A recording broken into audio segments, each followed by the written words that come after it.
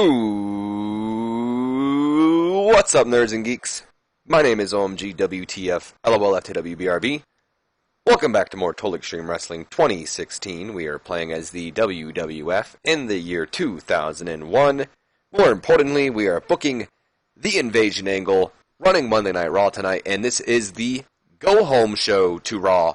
So this Sunday is going to be Unforgiven, which is going to be interesting for me, because I'm going to the Elimination Chamber. Fun fact. Any of you jealous, just let me know down in the comment section below. Nah, I don't mean to rub it in your guys' face, but I'm excited for it. I'm going to the Chamber this Sunday. It's going to be super fun. I'm going with my boy Zach, the Iron Manzi, and his girlfriend. It's going to be a super fun time. And I'm going to have to try out that YouTube, forget what it's called, but it's like a YouTube auto-upload thing. It uploads it for you, and it will release it on a certain day. I think I've done it once before, and it works, so I'm going to have to do that for Sunday to make sure both Heat and Unforgiven go up. Either than that, though, nerds and geeks, we'll get to that when we get to that. First, we got to get through Raw, and it's a big one. I promise you guys, you are gonna love this episode. Let's get into this. I'm excited for this episode. Got a total of 3 pre-show matches, all of them tag team matches, by the way. 3 pre-show matches. Our first 3-show match? Sure. Our first pre-show matches. Team ECW, Rob Van Dam, Tommy Dreamer, and Sabu. The show was so stacked I couldn't find the way to get them on the card, along with the tag team champions, which I wanted to get them on there, but it happens. They go on to defeat the team of Jerry Lynn, Jamie Noble, and Just Incredible. It had subpar wrestling and little heat. RVD defeated Jerry Lynn with the split-legged moonsault. RVD was really off his game. That's unfortunate. Dreamer's getting better at his gimmick. Sabu was really off his game as well. As long as you're not injuring anybody, Sabu, I mean, that's really all that matters to me. Let's not tear anybody's quad. I mean, I don't want to put anybody down here, but none of these guys are too important, but still, it's just don't tear anyone's quad. It's not cool. Either way. Don't make Rey Mysterio the new Kevin Nash, okay? Or should I say, don't make anyone else the new Kevin Nash. You already did it to Rey Mysterio. Someone else commented that. Funny joke, made me laugh. I had to repeat it on air. Either way, Sabu looks like he had the least... No, he was tied. Him and Just Incredible, both with the worst in-ring performance. But remember, Sabu was really off his game, so that had something to do with it. Sabu and Just Incredible with the 49. Tommy Dreamer with a 52. Jamie Noble impressing me even more. I really am thinking of considering doing something with Noble here. By the way, my apologies if you hear my fan going off in the background. I keep forgetting it's on because I have my headphones on and they're noise reducing. My buddy Chris was pointing it out when we were booking Raw, so I figured, my apologies ahead of time. In fact, let me just go ahead and turn that off right now. You guys might hear it when we get closer, a little louder, but now that it's off, no one has to worry about it. Just in case it was picking up. If not, who cares, right? Either way, Noble still impressing me. He had the second best in-ring performance in this match out of, to be fair, remember, Dreamer and them are also should be, kind of being booked as openers, despite me booking them as mid-carders, not main eventers. And RVD, of course, with the 61, so despite being off his game, still held the match. I misspoke when I said Jamie Noble had the second best in-ring performance. I missed out on Jerry Lynn here, who had the 55, so Jerry Lynn's really good, though. Rob Van Dam is improving in technical. Just Incredible is improving in flying. 59 solid C, not too shabby. We then move on to another solid C match, this time getting a 65, and a pre-show bout that had subpar wrestling and little heat. Head Chop defeating the Right to Censor. A little while back, I asked you guys for names for the team for Funaki and Al Snow, and to be honest, none of you guys came up with Head Chop. But I think someone came up with I choppy your head or something like that. And it was long, but it made me think of kind of 2 things here. One, combining, just the word head and chop together, Head Chop. And it reminded me of one of my favorite YouTube channels and my favorite YouTubers. Immortal HD being one of my favorite YouTubers, in case any of you know him or not. And another channel called Cow Chop. Great channels. Subscribe to both if you want to be entertained. I highly recommend them, and that's what made me think of this. So I decided to go with the team name of Head Chop for Al Snow and Funaki. So they went over the right to censor, subpar wrestling, little heat, head chop won when Al Snow defeated Val Venus with the Val Venus with the snowplow. Funaki, unfortunately, the weak link. It's going to take a little while, though, but we'll build him up, hopefully. Not too bad, though. It made it seem like he was super bad. I mean, he's only 10 points below the good father, so... I mean, only is not a word I guess I should use, but still, it's not too bad. Al Snow with the best in-ring performance as a 62. Funaki, of course, with the worst with the 50 or 46. Good Father with the 56, and Val Venus with a 60.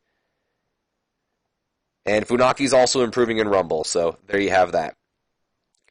And moving on to our main event of the pre-show, a fantastic pre-show match, I should say. But in, well, I guess I should say, if I shouldn't misspeak again, we have a decent, not a fantastic, a decent pre-show match, but if it's on the pre-show and it's getting an 81, it's fantastic. TNA and the Dudley Boys team, WWF here, I guess, the WWF Tag Team Champions, TNA and the Dudley Boys, I should say, go on to defeat the WCW Tag Team Champions, the Steiner Brothers, and the Power Plant, or WCW Power Plant, when Bubba Ray Dudley defeated Rick Steiner after a powerbomb. Yeah, no, maybe a 3D, but a powerbomb? Like I said, I couldn't get any of the... Well, I couldn't get Test and Albert on there, so I figured why not. I kind of thought about doing a big ol' 8-man match anyway, so I figured why not just go ahead and do it on this show. Regal doing good work ringside. Here we have, it looks like Sean Stasiak with the worst in-ring performance at a 60. Not too bad, though. Devon following behind with a 67. Rick Steiner with a 71. Bubba with a 72. Albert with a 74. Tess with a 79, being the second best in-ring performer, and Scott with an 88. So, Scott proving his worth here. Albert getting up there as well. Test as well. Dudleys are looking all right, especially Bubba. And Power Plant's looking good as well. Even though they're kind of shown here, but Mark Jindrak and Devon are similar there as well. And Stasiak's not too far behind, so everything's looking good. Rick Steiner's improving in performance. Albert's improving in performance. Test is improving in performance. And Sean Stasiak is improving in Rumble. So a good amount of improvements there. So here we go, Nerds and Geeks. We open up Monday Night Raw with an A-star segment, 1 point away from 100. Darn it, but whatever. A-star segment with a 99 rating. Raw opens up. We have the ominous Hell in a Cell structure surrounding the ring while JR and King are putting over just how frightening it is. That's when the Undertaker's music hits, and out comes the dead man racing down on his bike as he drives around Satan's structure before getting in the ring, slamming the door around him, a la classic Taker. He does it in every type of cage match is he in. Slams the door behind him. He then gets into his yard and he takes the mic. Once again, as always, promo and credit written by, credit given and promo was written by my boy Chris Omega. Props to him. I really like this promo. Hope you guys do as well. So Taker takes the mic and he says, Shawn Michaels, Mankind, Big Boss Man, Rikishi, The Rock, Kurt Angle, Stone Cold Steve Austin, Triple H, all of these men have one thing in common. They all stepped into Satan's structure. I don't really like the sounds of that, so sorry, Chris. I meant to edit that before. I forgot it. They all stepped into, we're going to just say, they all stepped into the cell, inside the cell with the dead man, and none of them have come out the same. I'm going to get real personal here, so camera guy, get in close. Paul, this Sunday at Unforgiven, you and I are going to go 1-1 inside Satan's structure. Paul, do you remember? I know. Hold on. I'm messing up here. I'm getting too excited. Paul, you do remember I know how to get down with the devil. Hell, you should remember, because at one point you were part of my ministry of darkness. Paul White, I hope your ass is ready. Now, I'm not going to toss your fat ass off the cell like I did Mick Foley. And I'm not going to chokeslam you into a bed of hay truck like I did Rikishi. No. I'm just going to beat the living hell out of you. There is nowhere to run, nowhere to hide. This Sunday, your soul will belong to me, Paul. At Unforgiven will be your final resting place. Because you ain't walking out of hell in a cell. So for the last time, Giant, at Unforgiven, you will rest in peace. And then that's when we hear the classic dong. We all know what that is. And the lights go out. We hear the bike revving, like, vroom, vroom, like vroom, vroom. There's the bike revving. Lights turn back on, and we see Taker. He's already at the entryway. He does the classic, arm in the air, Taker bike pose, and then the lights go back out, and that ends the segment pretty much there with King and JR being like, okay, what just happened there? That also leads us into our locker room incidents. I figured I'd just get to this when, I go to the promo. I might start doing that more often. Beulah McGillicuddy, Tommy Dreamer's girlfriend, brightened the mood backstage by being a general joy to be around. So once again, as perverted as my locker room is, I assume she was looking good today. Got the show off to a strong start, got the crowd hotter. Doesn't surprise me. Taker and Giant gained heat. Still doesn't surprise me. Good angle. I enjoyed that promo despite me butchering it a couple of times. We then move on to our opening match of the night. I'd imagine there's probably a commercial break in between these two. Our opening match of the night, we go to a decent match. Captain Charisma, Christian, taking on WCW's Lance Storm and the WCW Canadian Champion, I should say. Christian goes on to defeat Lance Storm, not by submission. What the hell? Get that out of here. I might have accidentally put that in, didn't I? No, I didn't. That was the game doing that. Get out of here. Not by submission. By pinfall. There we go. So Christian goes on to defeat Lance Storm after we had some interference from Raven. I imagine at one point, referee gets knocked down.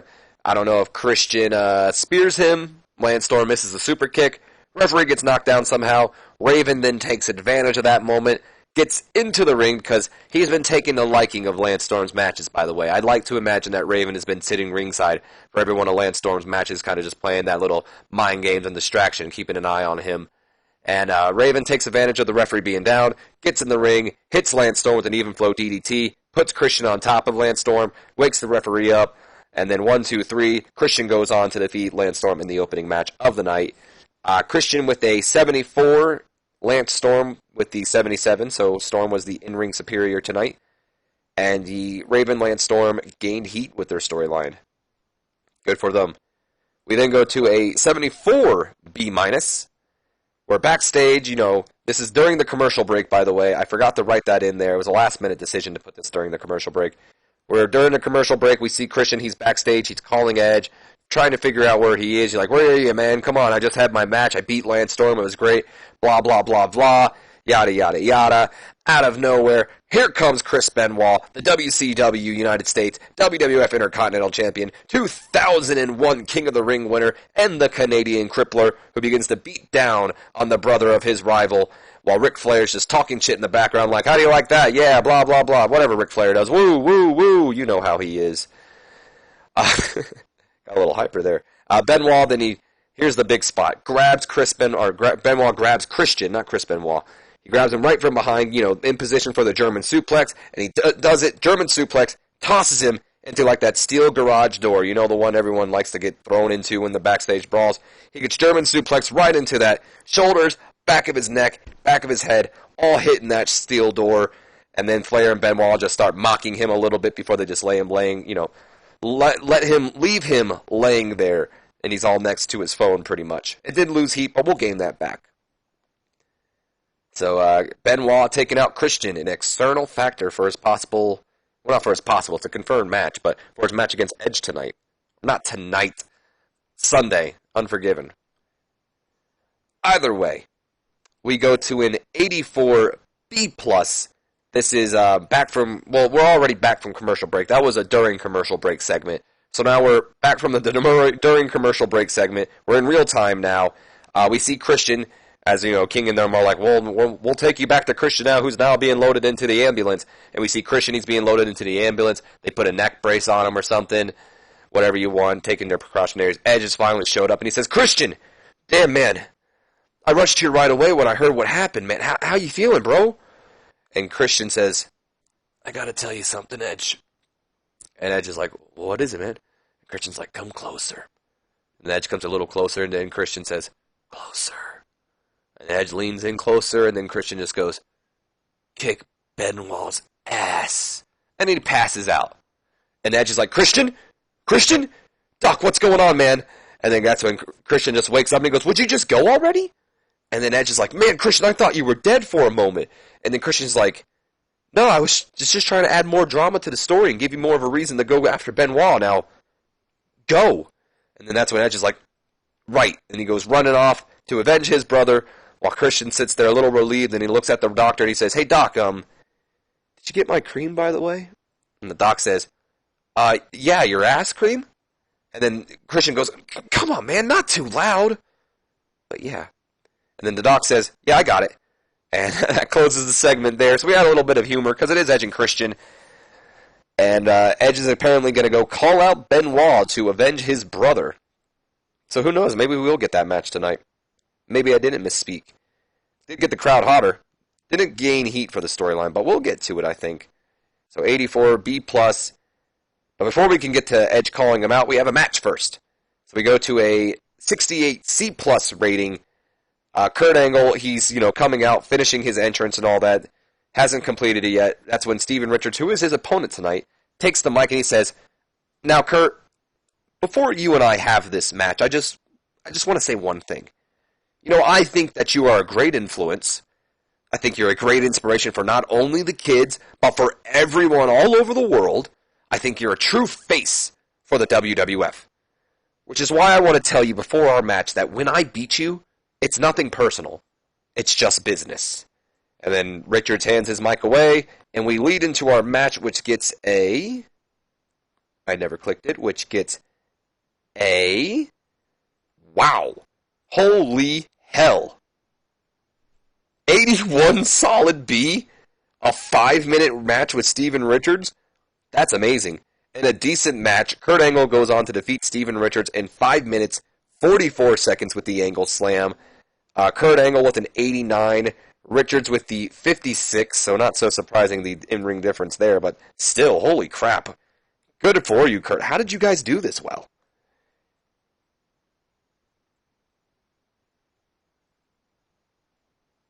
Huh.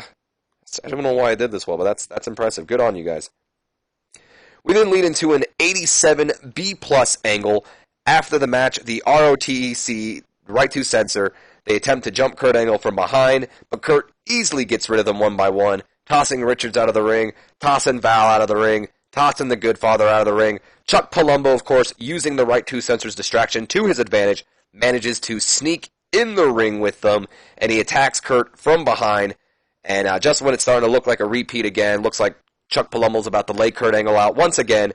Kurt counters and begins to brawl it with Chuck, brawl back and forth, lefts, rights, slam him against the ropes. Chuck's like woozy. Kurt backs up, clotheslines Chuck Palumbo over the ropes, sending him out of the ring and sending both him and Stacy Keibler back to the, backstage pretty much as Kurt kind of finally, showing that he's not going to handle this anymore, and he sees through their game pretty much. He's not going to just keep falling for the same trick over and over again. Good thing is here, it did gain heat for the Chuck Palumbo Kurt Angle storyline. And for those of you wondering how this did this good with them in this, none of them were rated. So there you have that. And no one made improvements either, by the way. So thanks a lot, guys. We then go to a 92 A rating. Hell yes. 92 A rating. Edge's music hits, and out comes Edge. I almost called him the Rated R Superstar. Out comes Edge.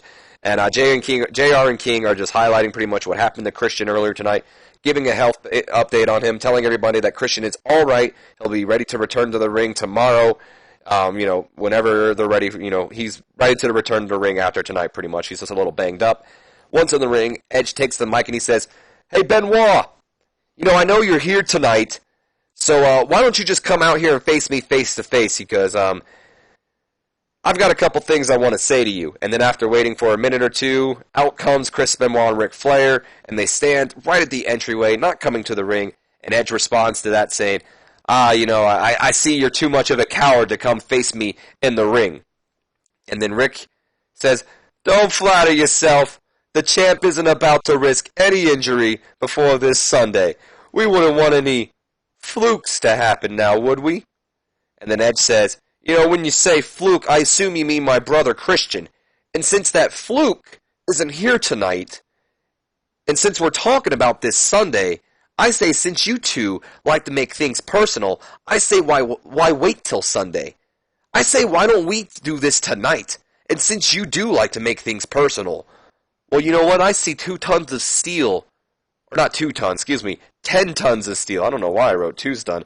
10 tons of steel hanging above my head. And if you're man enough, why don't you put both or one of those titles on the line tonight against me? And then Ric Flair starts to laugh at him and he says, you've got to be out of your mind if you think the champ would agree to that. But before he can finish it, Benoit puts his hand over Ric Flair's mic. He takes it from him and he says, are you serious? And then Edge is like, you damn right I'm serious. And Benoit keeps going and he says, you want to face me inside the Hell in a Cell? You want to face me, the guy they call the Canadian Crippler, inside the Hell in a Cell? You want to face me in one of the most destructive matches in wrestling history? You want to face me after what I did to your brother? After what I did to your friend, Kurt Angle? You know what? It's your career, Edge. You're on. And that leads us, well, that doesn't lead us into the match, but that leads us into confirmation, I guess. It's confirmed that instead of it happening Sunday, it's happening tonight. Edge versus Chris Benoit, and we're getting a bit of a Hell in a Cell preview because tonight on Raw, we're going to have a Hell in a Cell match for the Intercontinental or United States Championship. We'll see that later on. Not that there's an announcement or anything, but when the match happens, we'll see which one it is. It did gain heat, and I didn't misspeak earlier. I did mess up, but it wasn't like I was messing up saying, oh, it's going to happen tonight. I legit just messed up by saying tonight. But yes, we are indeed having that match tonight. There was no worker improvements here, but Edge holding his own. Not only Edge, but Chris Benoit, too, holding their own with Ric Flair and still getting an A, because all 3 men were rated on entertainment here, so good on you guys. So that does confirm that match. Wow. Probably a commercial break or something in between these two. But we go to an A-star rating, 100. Had to know this was going to do this. Back from our commercial break, Stone Cold Steve Austin and Rhino, they make their way down to the ring, and once in the ring, Stone Cold Steve Austin takes the mic and he says, let me take a drink first. Okay. Now, Stone Cold could handle facing The Rock. Hell, I wasn't even that upset when I heard Jericho was added to the damn match. I mean, it's just Jericho. But damn it, was I pissed when I heard the news that that bird-beak son-bitch Triple H was added to the match. So Mick Foley, I don't give a damn if your office is all the way in the parking lot. You best get your ass out here, because Stone Cold has got some words for you.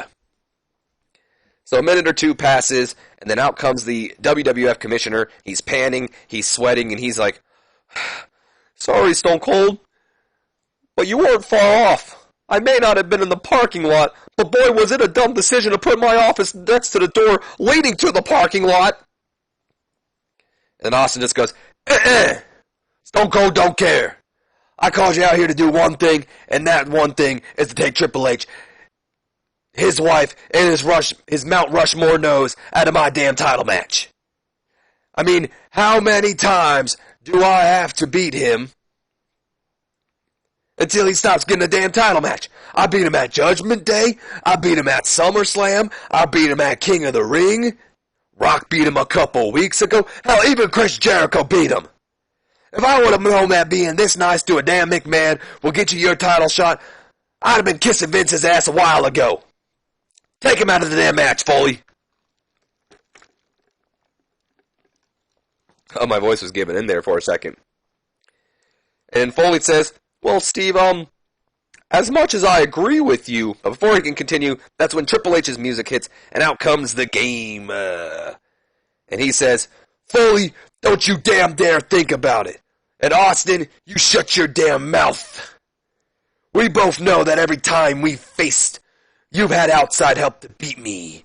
Just like Rock, and just like Jericho did a couple weeks ago. when your damn protege interfered, and don't think I've forgotten about you, Rhino. And then that's when Austin steps up and he says, hey, you leave Rhino out of this.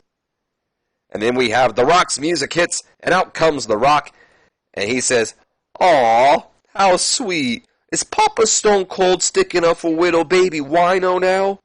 You know, Austin, as weird as this father-son relationship thing you've got going with the human rhinoceros there, I do agree with you when I say that this monkey-ass Triple H doesn't deserve to be in this match. Triple H then responds saying, you shut your mouth, Rock. No one asked your input. And Rock says, well, The Rock is in this match, so no one needs to ask for my input. The Rock earned his spot for the title, unlike some people. Then that's when Chris Jericho makes his presence known, and all four men are finally out here. And Jericho says, you know, Rock, you're not the only one who earned his spot in this match. I did too, you know, Junior. But that's classic Rock, always thinking about himself. And then Rock says, earned? If you call getting a second chance earning your shot, because the last time The Rock checked, I beat your maple syrup chugging ass too. And then that's when everyone starts to bicker back and forth. Jericho, Rock, Austin, Triple H, all arguing. Foley's trying to get everyone's attention. You know, hello, guys. And he finally just goes, quiet! All right, look, I can tell this is getting heated. And since this Sunday's Unforgiven, I've decided we're going to get a little preview right here, tonight, in Washington, D.C. Because we're in the D.C. Verizon Center, so that's obvious. Tonight it'll be The Rock teaming with Chris Jericho to battle Triple H and the WWF World Champion, Stone Cold Steve Austin. And then Austin goes, what? You gonna team me with him? Why him? Why not Rhino? And Foley simply responds, well, Rhino isn't in the title match, Steve. And Austin says, well, he should be. He deserves to be a lot more than Hunter does. And Hunter says, Rhino? It's because of him we're in this mess in the first place. If he didn't interfere, I'd be the WWF champion after King of the Ring. And then Rock says, it doesn't matter who won at King of the Ring, because the only thing that matters is that after Unforgiven, The Rock will be your new WWF champion. And then Jericho just simply goes, typical Rock. You know, you always got to make things about you. Can you not live without the spotlight for 10 seconds? And then everyone starts to bicker once again. Jericho, Rock, Austin, Triple H, all bickering. Foley once again, quiet! Austin, you're teaming with Triple H. Jericho, you're teaming with Rock. And that match is next. And that leads us into our next match after an A-star promo with all four men bickering with each other and airing their grievances pretty much about, well, I mean, maybe not Jericho so much. Jericho's more talking shit on The Rock. Either way, though, everyone airing their grievances about how Triple H was just added to the match. Austin was fantastic, as he usually is. Triple H and Stone Cold gained heat. Jericho and Rock, their storyline just advanced, but still good. Triple H also showing more charisma. Good on him. I mean, come on, when you have all these guys based on entertainment and Rhino just based on overness. I mean, not that he, helped a lot, but there you go. So that leads us into our next match. Wow! Holy hell, that...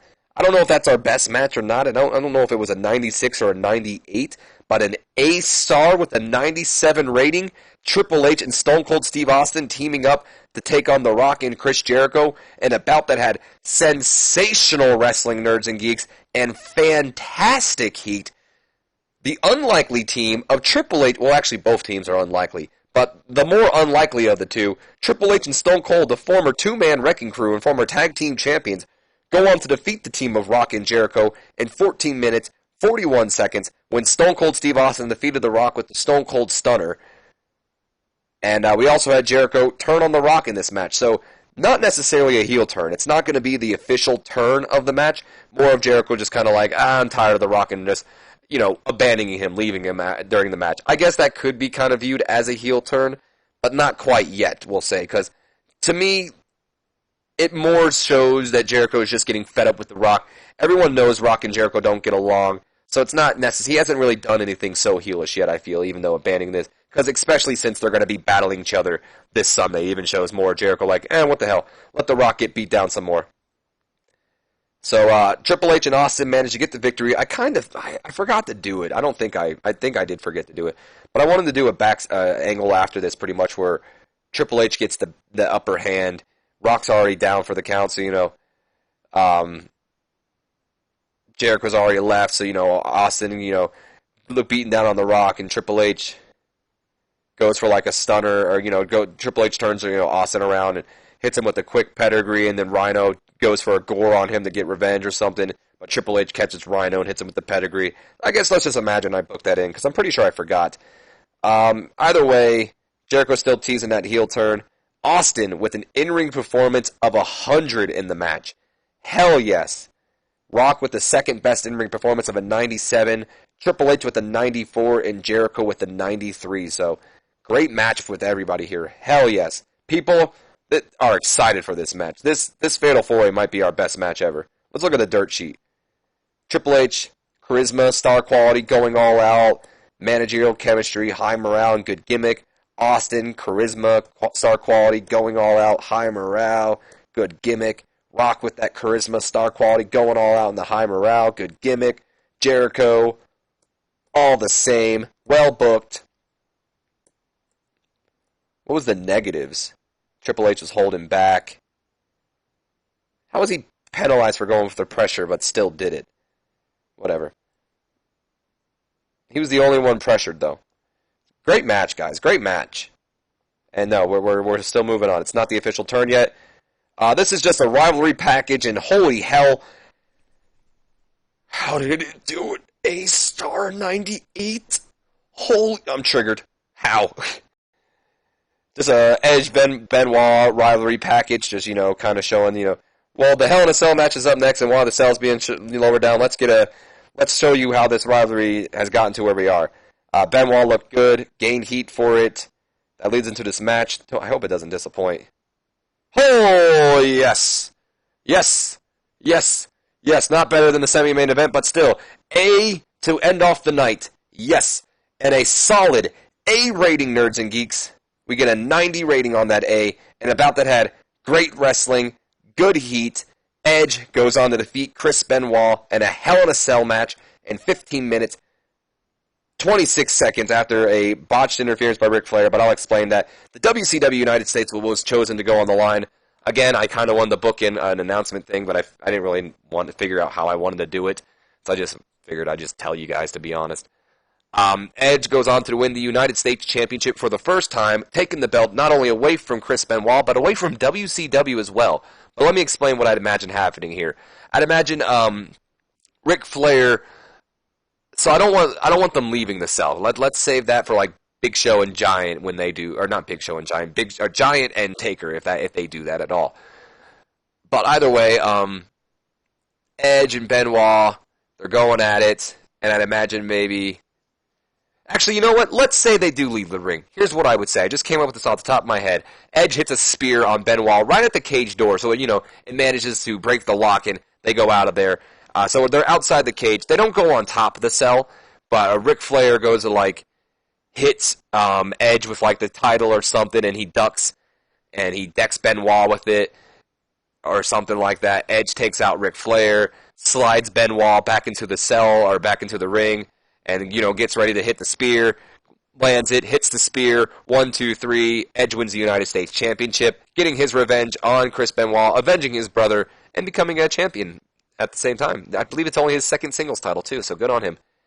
The thing that does kind of upset me here is Edge. What is with that in-ring performance? I believe this was our storytelling match of the night. No, I did make this a wild brawl. That's probably why, then. I needed a wild brawl match, and this was originally going to be a show steal match, but which if it did, it probably would have done a lot better. But, whatever.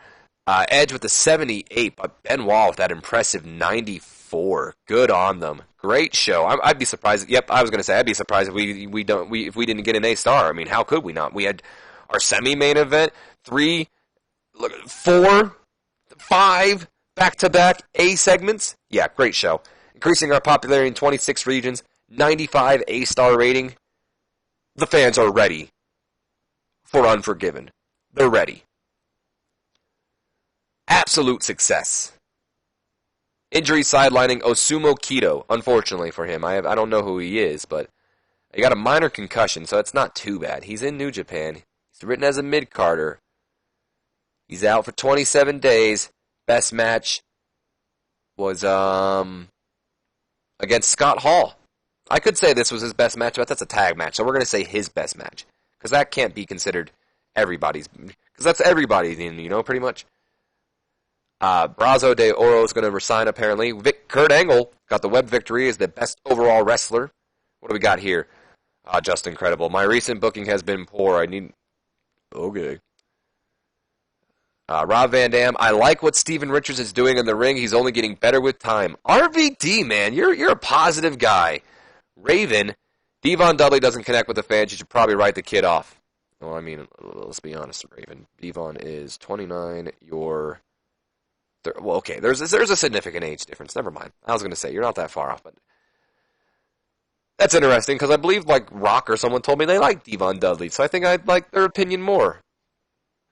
But Rhino says the same thing. Devon doesn't connect with the fans. Interesting. Scott Steiner says the same thing about Lance Storm. Huh. What do we got here? John Stasiak, steroids probably, I'm going to call it. Steroid user. Fine. Simple as that. Alright, before we end this off, I got a couple things I want to check out. Storylines. Jericho and Rock with that 95. Edge and Benoit. Technically, that's kind of ended now, to be honest.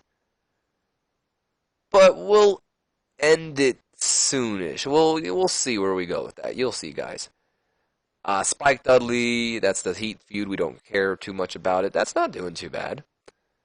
This is doing bad because we haven't done a damn thing with it. But major storyline I've got really kind of going right now in my head is Jacqueline suspended after attacking Lita, and Lita's back out.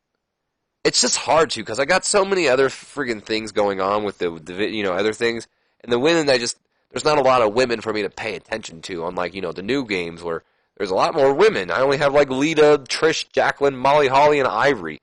I know I gotta hire more, but I'm so into the invasion thing, and since WCW doesn't really have many women wrestlers, the only person I can think of is Alundra Blaze, which I would definitely hire her, but she hates me, so it's I can't.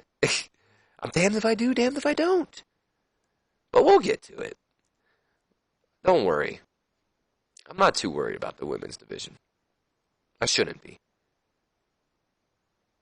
I was about to say, why is that vacated? So Edge, there he is. That didn't do anything to Prestige, to be honest. I figured it might have, because it was a 90 rating, but whatever.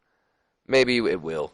But either way, Edge getting the title, taking it away from Chris Benoit, adding his name, so it's gone from Booker T, Kurt to Benoit, and now Edge. World Heavyweight, still that.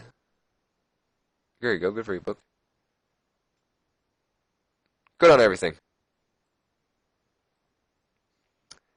Alright, before... What else did I want to do? Yes, I wanted to check this. Let's look at our top 100. I want to see where they all place.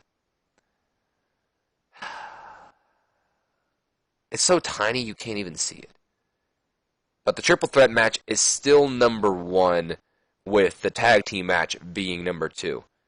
So, the only way I can remember how to do this would be this, history. I know they're all in September, so that got a 95, that got a 90, that also got a 95. So this is still our best show, the 96. And this was the show at the main, yep, and that was a 98. So I was right about that.